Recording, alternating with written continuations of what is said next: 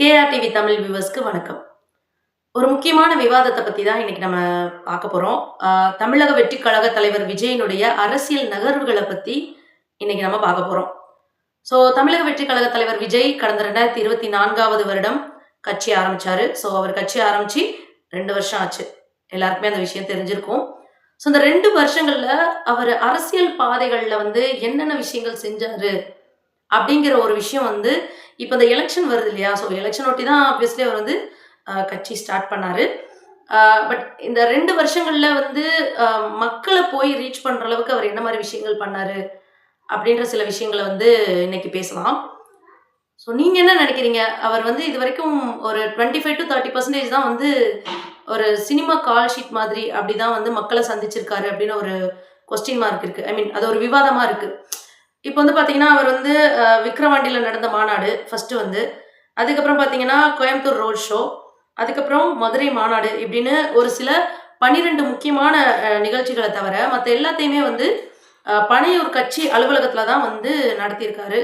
நெறைய கட்சி மீட்டிங்கு, நெறைய பொதுக்கூட்டங்கள், பொதுக்குழு கூட்டம் இந்த மாரி நெறைய விஷயங்கள் அவர் நடத்தியிருக்காரு.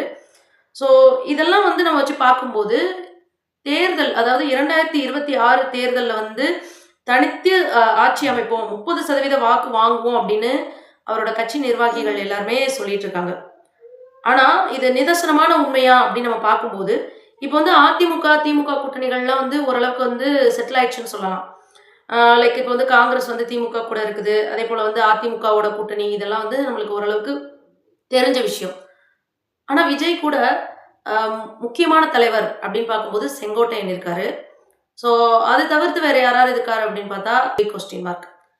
அது மட்டும் இல்ல, இந்த தேர்தல்ல அவருக்கு இருக்கிற ஃபேன் பேஸ் தான், அவரோட ரசிகர்கள் தான் அவருக்கு கண்டிப்பா அவரோட ரசிகரோட ஓட்டு தான் அதிகமா கிடைக்கும் அப்படின்றது உண்மையாவே நம்பப்படுது. அது நம்ம எல்லாருக்குமே தெரிஞ்ச விஷயம் தான். ஆனா, இந்த தேர்தல்ல மாபெரும் அதாவது என்ன சொல்றது, அந்த மெஜாரிட்டி அப்படின்றது எத வச்சு பிரியும் அப்படிங்கிறது தெரியல. நம்ம வெயிட் பண்ணி தான் பார்க்கணும். நெறைய பேர் விஜய் ஒரு தலைவரா பார்க்கறத தாண்டி அவர இன்னமும் ஒரு நடிகனா தான் பார்க்குறாங்க. லைக் ஒரு ரசிகரா தான் அவர பார்க்க வராங்க இல்லையா? அப்படி இருக்கும்போது, இப்ப ஒரு மக்கள நேரடியா பார்த்து, அவங்கள்ட்ட அவங்களோட குறைகள கேட்டு, ஒரு வீடு வீடா போய் மற்ற கட்சி தலைவர்கள் பண்ற விஷயத்த இவர் பண்றாரா அப்படின்னா, அது இல்லங்கிறது நம்ம எல்லாருக்கும் தெரியும். நான் சொல்லணுன்ற அவசியம் இல்ல.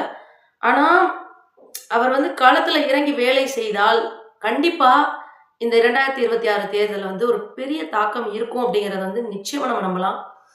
But already time limit cross ஆயிடுச்சு.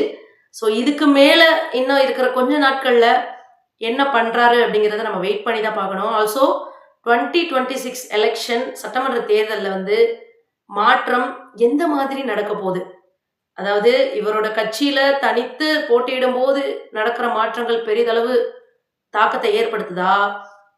இல்ல ஆஸ் யூசுவல் அதிமுக, திமுக கூட்டணி இவங்க 2 பேத்துக்குள்ள போட்டிகள் அதிகமா இருக்கா? இல்ல அவங்க ஓட்ட ஓட் பேங்க் பிரிக்கிறாங்களா? அப்படிங்கிறது தெரியல. நம்ம வெயிட் பண்ணி தான் பார்க்கணும். இந்த விஷயத்த பத்தி நீங்க என்ன நினைக்கிறீங்க அப்படிங்கிறத கமெண்ட்ல சொல்லுங்க.